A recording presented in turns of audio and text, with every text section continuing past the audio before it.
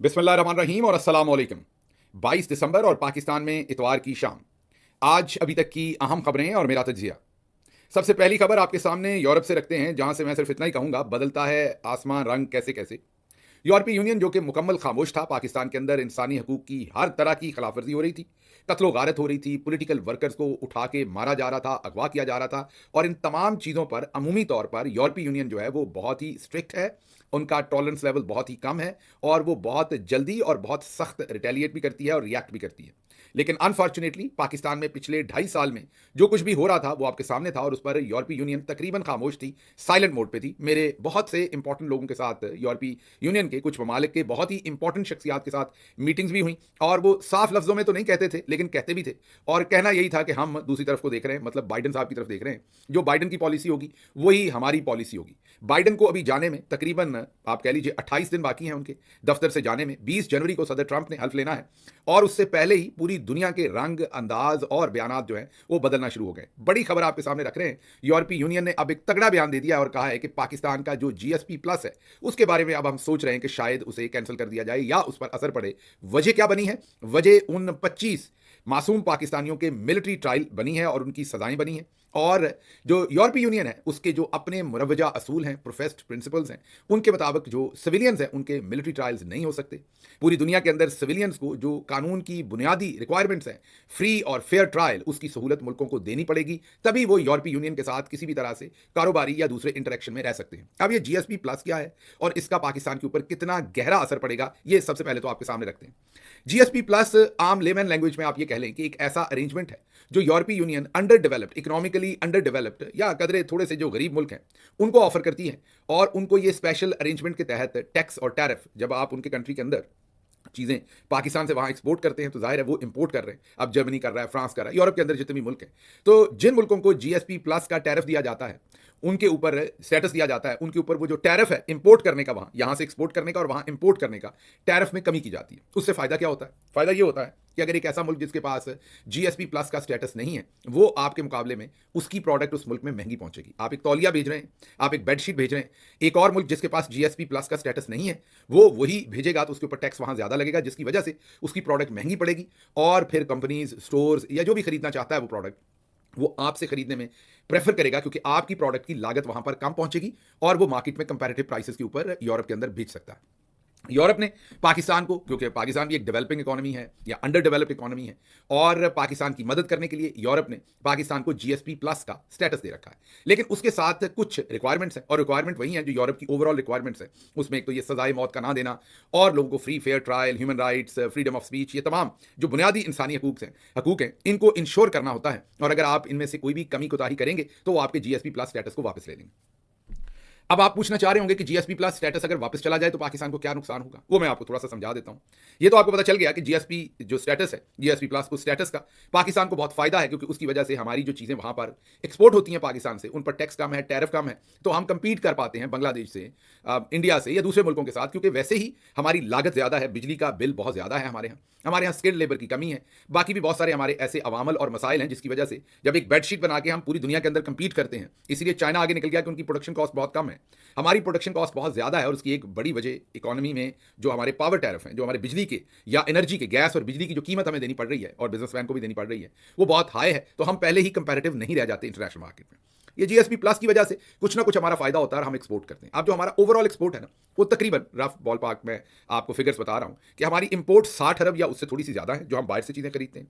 जो हमारी एक्सपोर्ट है वो तकरीबन 30 अरब के करीब है। तो हम फिर पाकिस्तान कैसे चलाते हैं? हम पाकिस्तान चलाते हैं 30 अरब के करीब पाकिस्तानी बाहर से रेमिटेंसेस भेजते हैं, जो बाहर से पैसा भेजते हैं, जो पाकिस्तानी बाहर पैसा कमाते हैं, और 30 अरब के करीब हम एक्सपोर्ट करते हैं।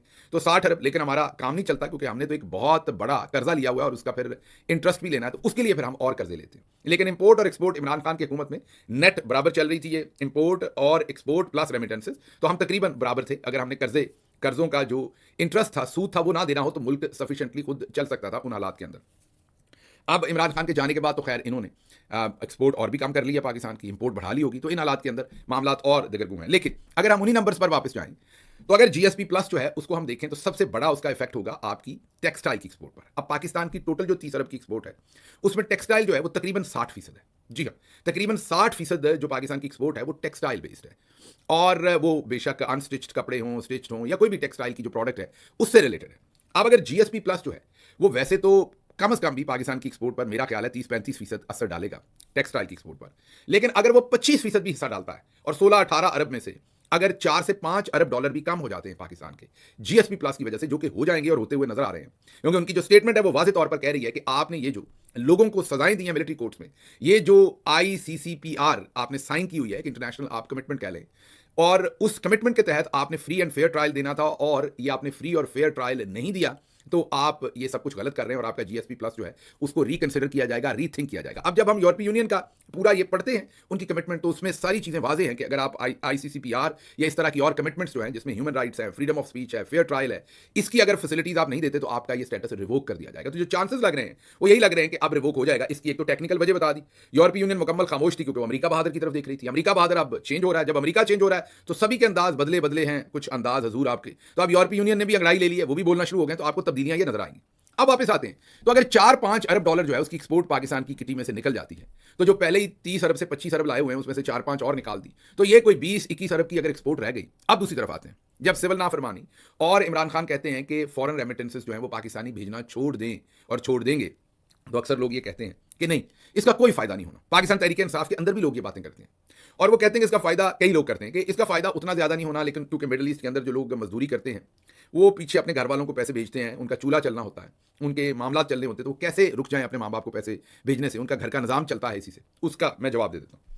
पहली बात तो 1-2 महीने भी अगर वो रुक गए, 1 महीना भी रुक गए और उन्होंने घर वालों को कहा कि वहां जो पिछले पैसे पड़े उनसे गुजारा करें या इधर उधर से उधार लेकर गुजारा करें, जिनकी कमिटमेंट है, सारे लोग तो कभी भी कोई काम नहीं करते, लेकिन अगर 25% लोगों ने भी रेमिटेंसेस या 30 या 45 या 50 ने भी ना भेजी तो 4-5 डॉलर का और कबाड़ा निकल जाएगा। अच्छा, आप दूसरी तरफ आते हैं, सारे तो जाहिर है मिडिल ईस्ट से नहीं भेजते, बहुत सारे लोग प्लॉट्स लेने के लिए, इन्वेस्टमेंट करने के लिए भी भेजते हैं। अगर सिर्फ वो लोग ही रुक गए और 2-3 महीनों में को 3-4 अरब डॉलर की जो इन्वेस्टमेंट वो आती है वही रुक गई, तो आप अब इसको जीएसपी प्लस के साथ लिंक करें। जीएसपी प्लस की वजह से जो 4-5 अरब डॉलर का अगर नुकसान आता है एक्सपोर्ट में, उसके साथ रेमिटेंसेस को जोड़ें, तो आपको वाज़ेह तौर पर खदोखाल नजर आ जाएंगे कि चौधरी साहब के लिए वॉक करना मुश्किल हो जाएगा। जो बंदूक का मुकाबला आम इंसान की खोपड़ी के साथ हो रहा है, बंदूक के साथ नहीं हो रहा, और उस बंदूक में जो गोली पड़ रही है और उसके जो सारे अखराजात हैं उसको निभाने के लिए फिर चौधरी साहब के पास पैसे नहीं होंगे, क्रिपल्ड होंगे, और फिर आपसे बात करनी पड़ेगी, मतलब पाकिस्तानियों से बात करनी पड़ेगी। तो ये एक मेजर शिफ्ट है सदर ट्रंप के बाद, जो उनके इलेक्शन के बाद, जब अब उनके आने की तरफ और बाइडन के जाने के ऐलान होने के बाद अब जो सूरत हाल है वो आपको पूरी दुनिया बदलती हुई नजर आ रही है, और यूरोपीय यूनियन भी अब बहुत ही स्ट्रिक्ट एक्शन आपको आने वाले टाइम में एक्शंस भी और स्टेटमेंट्स भी देती हुई नजर आएगी, और पाकिस्तान के लिए ये गहरे असरात होंगे इसके अगर जीएसपी प्लस चला गया। आखिरी बात बिफोर कि मैं अगली खबर पर जाऊं जो बड़ी इंपॉर्टेंट है, आखिरी बात यह कि हिंदुस्तान ने बड़ी कोशिश की थी हमारा जीएसपी प्लस हमसे छीनने की, बहुत लॉबिंग की थी, बहुत कुछ किया था, लेकिन वो नहीं छीन सका। आज चौधरी साहब ने, चौधरी निजामुद्दीन ने प्लेट में रख के हिंदुस्तान को वो मौका दिया है, क्योंकि हमने अपने यहाँ इंसानी हकूक की हर तरह की पामाली की है। तो आज हमारा दुश्मन खुश हो रहा होगा, हमारे मुखालफिन खुश हो रहे होंगे कि हमने अपने हाथों से ही अपने पाँव काटने जो है वो शुरू कर रखे हैं। अब दूसरी तरफ जिन लोगों के घरों के अंदर लाशें भेजी जा रही, जिनके शहीदों की जो है वो मैयतें नहीं दी जा रही, उन लोगों को आप जरा गौर कीजिए कि उन लोगों के साथ अब टेस्ट है उनका। अगर वो जीएसपी प्लस के ऊपर कहेंगे अच्छा हुआ, तो कहेंगे देखेंगे मुहिब वतन नहीं है, और अगर वो खामोश रहें तो वो अपने आप से सवाल पूछेंगे कि मेरे भाई की बेटे की लाश घर भेजी है, तो क्या मैं ये भी ना बताऊं यूरोपीय यूनियन को कि ये कितने बड़े जालिम है जो इस टाइम पाकिस्तान के ऊपर। तो बहुत एक टफ सिचुएशन है। अगर आप इसके हक में बयान दें तो सारे आपको गद्दार कहना शुरू कर देते हैं, खामोश रहें तो आपको लगता है कि ये मेरे साथ जो जुल्म हो रहा है ये मुझे दुनिया को बताना है, मैं क्यों ना बताऊं। तो इस पर किस दिन दोबारा बात करेंगे लंबी, क्या पाकिस्तानियों के लिए जो टेस्ट है उसका हमने क्या करना है। अब चलते हैं अगली खबर की तरफ। जीएसपी प्लस की कहानी तो आपने सुन ली, जुल्म सितम की वजह से जो कुछ पाकिस्तान के साथ होने जा रहा है। अब आगे सुन लें कि क्या हम रुक रहे हैं? नहीं। मलिक अदरीस, जी हाँ, वो भी शहीद हो गए हैं, उनको भी गोलियां मारी गई थी स्नाइपर्स के थ्रू, और वो भी डी चौक के ऊपर जख्मी हुए थे। उसके बाद से उनका हॉस्पिटल के अंदर इलाज हो रहा था, अटक से उनका ताल्लुक है, और वो भी अब शहीद हो गए हैं, गोलियों की वजह से जख्मी हुए थे और ट्रीटमेंट की वजह से जांबर नहीं हो सके, और अब उनको दफन किया जाएगा। कल दोपहर 2 बजे उनके गांव में उनका जनाजा होगा अटक के अंदर। जो लोग भी जा सकते हैं, मेरी गुजारिश है ज़रूर तशरीफ़ लेकर जाएं, लीडरशिप भी ज़रूर वहाँ पर जाए।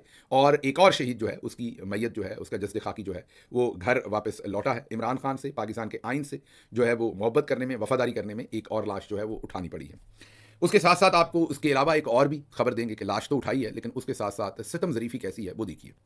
अनीस सत्ती, बहुत छोटी उम्र का बच्चा कह लें उसे, नौजवान कह लें उसको, गोली मारकर स्नाइपर से शहीद किया गया था। अब उनके वालिद सफारिश सत्ती ने यह बताया है कि उनके बेटे को शहीद कर दिया, फिर उनके दूसरे बेटे को अगवा कर लिया ताकि वो भाई के मुकदमे का फॉलो अप ना कर सके। आप कहेंगे ये खबर तो हमने आपको दे दी थी, अगली खबर दे रहा हूं। अब अनीस सत्ती के कज़न को भी अगवा कर लिया है। क्योंकि वो भी इसी केस को फॉलो अप कर रहा था। वो पोस्टमार्टम की रिपोर्ट मांग रहे थे और उनको पोस्टमार्टम की रिपोर्ट नहीं दी जा रही थी। तो ये जो दास्तानें हैं जुल्म की, ये जिस तरह का ये सफाकी के साथ जुल्म किया जा रहा है, एक तरफ ये देखिए, एक तरफ अगर कोई पाकिस्तानी तंग आके इस जुल्म से दिल बर्दाश्त होके जाके अगर यूरोपीय यूनियन को या किसी को बताएगा कि ये देखें हमारे साथ वहां क्या हो रहा है, तो फिर ये पता कितनी बेशर्मी और बेगैरती से कहेंगे कि ये देखें, ये मुहिब वतन पाकिस्तानी नहीं है, पाकिस्तान के खिलाफ बात कर रहे हैं। आप ये हुब्बुल वतनी कर रहे हैं जो आप मलिक इदरीस के साथ कर रहे हैं, जो आप यहां पर सफारिश सत्ती साहब के साथ कर रहे हैं। उनका एक बेटा छीन लिया, फिर उनका एक भतीजा जो है वो आपने आप अगवा कर लिया, दूसरा बेटा भी अगवा कर लिया। ये आप हुब्बुल वतनी कर रहे हैं। आप सफारिश सत्ती क्या करे, वो किसी से बात ना करे जाके। तो ये पाकिस्तान के अंदर इस वक्त इंसानी हकूक के मामलात हैं और ये इनकी करतूतें हैं। मैं सिर्फ आपको यही बता सकता हूं। अगली खबर आपके सामने रखते हैं और वो खबर है कि रऊफ क्लासरा साहब ने नया जनाब कट्टा खोल दिया है। कट्टा ही कहूंगा क्योंकि वो कट्टा ही खोलते हैं अक्सर। वो उन्होंने कहा है कि जनरल फैज हमीद को शायद सजाए मौत दे दी जाए।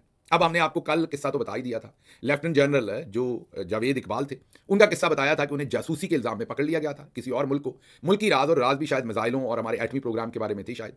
वो अफशा करने पर उन्हें पकड़ लिया गया बकौल फौज के। पकड़कर उनका कोर्ट मार्शल किया गया। जनरल बाजवा साहब के दौर में ये सब कुछ हुआ। उसके बाद जब जनरल आसिम मुनीर साहब आए तो उन्होंने उनको माफ़ कर दिया। बाजवा साहब ने उन्हें 14 साल की कैद दी, जेल में रखा। जब वो आए तो उन्होंने माफ़ कर दिया। अब हमें नहीं पता, जैसे मैंने पहले कहा कि पहले उन्होंने गद्दारी की थी, जासूसी की थी, तो वो गद्दार थे। जन आसिम मुनीर साहब के आने के बाद वो गद्दार नहीं रहे, ये हमें नहीं मालूम। लेकिन अब रऊफ क्लासरा साहब कह रहे हैं कि जनरल फैज हमीद जो है उनको भी सजाए मौत दी जा सकती है या शायद उम्र कैद दी जा सकती है। अब बड़ी हैरानी की बात है कि अकेले जनरल फैज हमीद की बात हो रही है, लेकिन जनरल बाजवा की बात नहीं हो रही। हालांकि खुद तमाम ये सियासी अकाबरीन कह चुके हैं कि जनरल फैज और जनरल बाजवा मिलकर सब कुछ कर रहे थे। इनके जो जराइम हैं अगर हैं तो वो इकट्ठे हैं और इन्होंने जो भी किया है वो सब कुछ इकट्ठे किया है। तो सिर्फ ये कि उन्होंने आपको हुकूमत दी और ये सारा सिस्टम जनरल बाजवा ने बनाया, तो उनको माफ़ी है। और जनरल फैज हमीद को सजाए मौत देनी है। असल में इन्होंने कुछ नहीं करना। ये डरावे हैं, ये तरा निकाले जा रहे हैं। एक तरफ मुज़ाकराती कमेटियां बना रहे हैं, दूसरी तरफ कुछ और कर रहे हैं। मैंने आपको कहा कि तमाम का तमाम मामला ये कि आपको एक डर के अंदर रखना है, आपको डरा कर रखना है, ये मकसद है। ये एक पूरी की पूरी स्कीम है और उसके लिए ये खबर दिलवाई जा रही है कि जनरल फैज हमीद को जो है वो कहीं सजाए मौत ना दे दें, क्योंकि अगर उन्हें सजाए मौत देनी है तो फिर बाजवा साहब का भी कोर्ट मार्शल करना पड़ना है, जो इन्होंने कभी नहीं करना, ना कर सकते हैं ना करेंगे। इसलिए मैं आपको सिर्फ इतना ही बता सकता हूं कि ये सब कुछ आपका तरा निकालने के लिए है। अब अगली खबर आपके सामने रखते हैं और वो है जो मुज़ाकराती कमेटी बनी है। आपको हम बता चुके हैं कि हुकूमत की मुज़ाकराती कमेटी बन गई है। आज तहरीक इंसाफ का मौक़िफ़ भी सामने आ गया है कि कल उस कमेटी के साथ मुज़ाकरात किए जाएंगे और उसके बाद खान साहब को जाकर जेल में मुलाकात की जाएगी और अगला लाहे अमल मुरतब किया जाएगा। अब अगला लाहे अमल क्या है? अगला लाहे अमल ये है कि अब सिविल जो नाफरमानी है उसकी तरफ जाना है या नहीं जाना, और रेमिटेंसेस की जो आपने बाइकआउट करना है, नहीं भेजनी वहाँ से, जो बाहर से ज़र मुबादला है पाकिस्तानियों ने वो भेजना बंद करना है या नहीं करना, इसके ऊपर फैसला होगा। मैं अपना तज्जिया आपके सामने पहले ही रख चुका हूँ कि इनका मकसद क्या है। इनका मकसद यही है कि कमेटी चलेगी थोड़ी देर, ये फिर खुद साख्ता किस्म की ये चीज़ें भी बना देंगे। जैसे बनाएंगे कि आप 9 मई के ऊपर एक कर लें जुडिशल और आप एक 26 के ऊपर कर लें, उसमें से मर्जी के फैसले निकालेंगे और ये तमाम चीज़ें ये करके कोशिश करेंगे कि इस मामले को तूल दें और सिविल नाफरमानी की तरफ चीज़ें ना जाए। बहरहाल जो भी होगा बेहतर होगा। हम यही समझ सकते हैं कि मामला आगे चलें और जो भी हो वो बेहतरी की तरफ जाए, उसी में बेहतरी। अब आखिरी खबर आपके सामने रखते हैं। Army chief general Asim Munir ने दौरा किया है जो हमारे नॉर्दर्न और हमारे फ्रंटियर का इलाका है सारा, वहाँ पर, और वहाँ पर उन्होंने जो विजिट किया ट्रुप्स को, वहाँ उन्होंने कहा कि कौम की हमायत से मुल्क में अमन कायम करेंगे। बहुत अच्छी स्टेटमेंट है, ऐसा ही होना चाहिए। लेकिन ये हमें समझ से बाहर है कि कौम की हमायत एक 90% कौम जो है वो इमरान खान के साथ खड़ी है। 90% कौम पाकिस्तान के अंदर जमहूरियत चाहती है, इन चोरों को नहीं चाहती, रूल ऑफ लॉ चाहती है, फ्रीडम ऑफ स्पीच चाहती है। आप 90% के अगेंस्ट जाके 10% लोगों के साथ मिलकर ये कौम की हमायत से मुल्क में अमन कैसे कायम करेंगे, हमारी समझ से बाहर है। होना चाहिए, आप जो कह रहे हैं बिल्कुल ऐसा ही होना चाहिए। लेकिन उसके साथ साथ जो आइन शिकनी हो रही है, जिस तरीके से लोगों को शहीद किया गया है, जिस तरीके से मैंडेट लूटा गया है, जो कुछ ओवरऑल किया गया है और किया जा रहा है आने वाले दिनों में, उससे तो कौम की हमायत शामिल नहीं है। 90% कौम की हमायत तो शामिल है कि आप रूल ऑफ लॉ पर चलें और एक ऐसी रिप्रेजेंटेटिव गवर्नमेंट पाकिस्तान के अंदर हो जो आवाम के वोटों से मुंतखब हो, जो आपकी मर्जी और मंशा के ऊपर मुंतखब ना हो। बहरहाल आज का उनका बयान था, वो आपके सामने रखा है। इसका मतलब है कि वो अभी भी अपने ही ख्यालात में हैं और कंटिन्यू करना चाहते हैं जो वो कर रहे हैं। मुझे यहाँ से इजाज़त दीजिए। अल्लाह आपका हामी नासिर हो। पाकिस्तान जिंदाबाद।